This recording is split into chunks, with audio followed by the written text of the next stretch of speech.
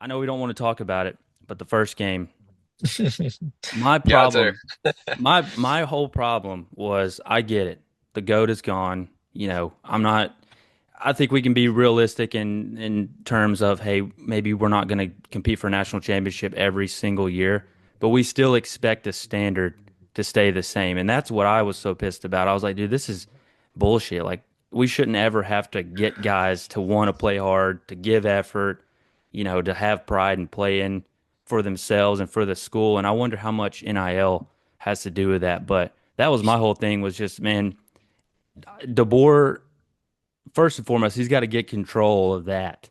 Like we got to get some guys, like you said, going out there wanting to rip people's heads off and playing aggressive. And that was my whole takeaway on that. Uh, What would you think?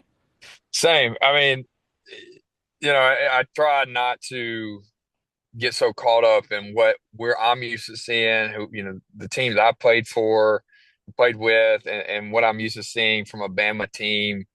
I try not to get caught up in that because I do understand that this is a whole new world. It was such a challenge as a coach to try to prepare each week for guys that may have been in two different schools. Like maybe from a schematic standpoint, it's not as difficult unless it's a new coach or, a new scheme. But from an individual player standpoint, I mean, I feel like every Saturday they'll announce a guy, he makes a play, and like, oh, this cat, transferred from this school and was previously at another. And it's like, how do you kind of get prepared for guys who have bounced around or they have been in different systems? It's a challenge for coaches and How do you get even those for guys to buy in? yeah, and then there you go, right? That's what's tough too for our sake as our team is how many guys are just worried about that next check or how much money they can make or they're looking to transfer already. We're 3 games into the season. How do they it's such a challenge as a coach and as leaders on this team to get guys to be bought into a certain standard or process. Look, DeBoer ain't saving.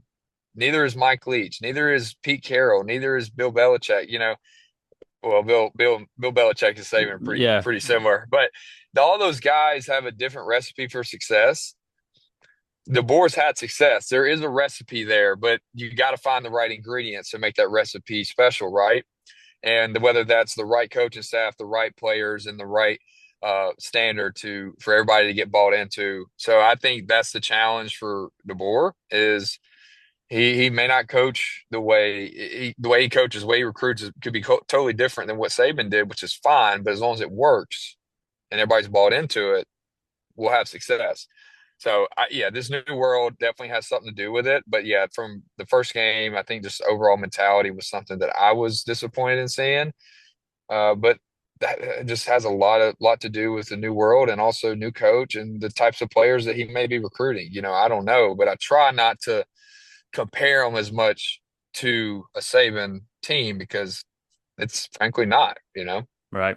Well, you've been down to Tuscaloosa a couple times since DeBoer's been there. What have you seen, the culture be like that versus when we were there? I saw something Yeah. you said they were blasting NBA YoungBoy and stuff in the I didn't even know the locker room had speakers. Dude, I'm telling you. So obviously, I met DeBoer. I've met Grubb, which I thought Grubb was awesome, and I like DeBoer. Just from quick conversation, shaking hands. Obviously, you don't know exactly how they operate from a coaching standpoint based on those quick conversations, but yeah, man. Like the first time I was in the locker room was a Georgia weekend, and I got on the field. I was down there, and I went to the locker room for the game, and obviously, there's a few guys that I played with that were still there at that time. So I'm talking to them and talking to Coach Wiggins and some other coaches that are still in the staff too. And yeah, they're just blasting music in the locker room, and I'm just like, I'm a, I'll be honest, I probably just walked from the Gillettes or something. I had a couple drinks in me. I wasn't that lit, but I was like, okay, but hey, I'm not a player. I'm it's cool for me to like, you know, vibe to this music right now, but as a player, I'm like. I did think that. I was like, man, I don't know what I would be thinking with Saban blasting rap music in the locker room. That would never happen. Then we go out and beat them, and I'm like, well, hell, if it works, it works. Let's keep doing it. So It is just it's obviously completely different. But different isn't always bad, So I don't know. And then you see how our year played out, and it's just, you hear all the different comments, put the suits back on, shut down the podcast, all this stuff, right? It's just it's never gonna be the same.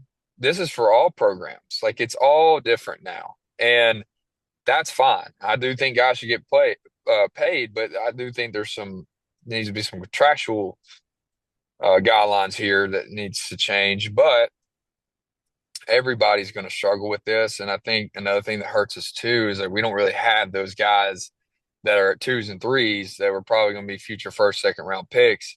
Those guys have already either transferred and got more money to a different school or left out of high school to go chase more money because normally they would just come to Bama for the process to play under Saban, to win a national championship, and to be developed to the best way possible. That's now it's about the money, which is it all affects everything.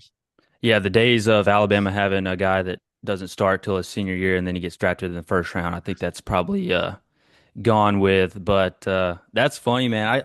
Slade walked in there, heard some NBA young boy said, "Hey, Springer, give me a helmet, bro." Yeah, oh, bro, I was I was ready to go. I was I was ready to go. I mean, that from Louisiana, that young boy was constantly in my headphones. Or So or some that Boosie. was yeah, oh yeah, Boosie Webby, man, I could go on and on. Any Hot Boys, shoot, No Limit Records, any of that. That's what got me ready to. Even though I was a receiver, I was still ready to take some heads off. Oh yeah, that was like Little League for me. That song that was what was it? INDEP. Yeah, yeah, Yeah, yeah, yeah. Oh yeah.